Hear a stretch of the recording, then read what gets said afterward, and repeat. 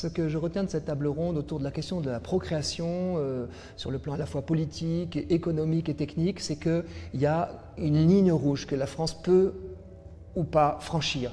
Et à mes yeux, elle nous ferait basculer vers un système au fond d'externalisation de la procréation hors du corps de la femme. Je ne pense pas que la femme serait gagnante. Avec l'utilisation de gamètes aussi masculines, je ne pense pas non plus que l'homme soit gagnant.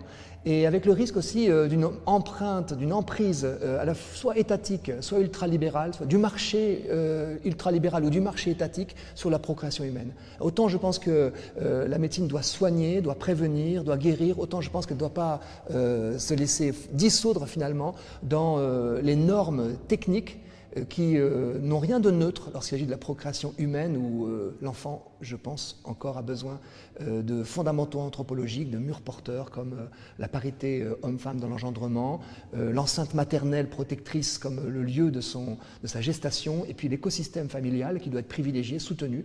Quand il est blessé, abîmé, on le soutient, mais créer de toutes pièces des systèmes qui sont fragiles et qui portent atteinte à l'intérêt, aux droits fondamentaux de l'enfant, je crois que c'est un risque dans lequel la France ne doit pas se laisser entraîner. Il me semble qu'à travers ce débat, on a pu poser deux nouveaux éléments de réflexion sur la table qui sont, la place de la femme, et est-ce qu'il y a des arguments strictement de l'ordre du féminisme et du nouveau féminisme qu'il nous faut prendre en compte pour réfléchir à ces questions d'accès à l'assistance médicale à la procréation.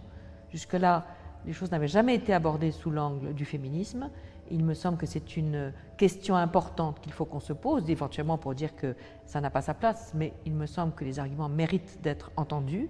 Et deuxièmement, la place de l'économique, c'est-à-dire il ne faut pas se contenter de dire on ouvre, on autorise, etc. La question c'est aussi est-ce qu'on finance cette ouverture?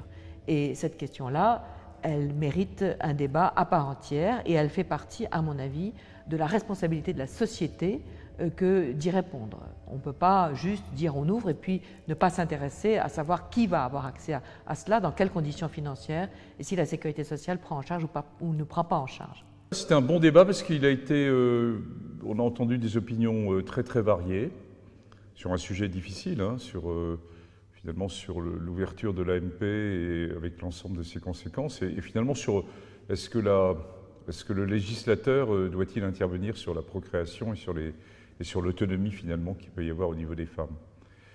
Un point important, ça a été à mes yeux qu'on aborde le sujet autour des aspects économiques de ça, parce que à mes yeux c'est aussi un sujet éthique. Ce qu'on met à tel endroit n'est pas mis à tel autre endroit de la santé, donc c'est un point important. Et le second qui m'a paru intéressant, c'est l'ouverture, c'est-à-dire que c'est un sujet difficile et où il y a des opinions différentes. Il ne s'agit pas d'arriver à un consensus, mais de respecter ces opinions différentes.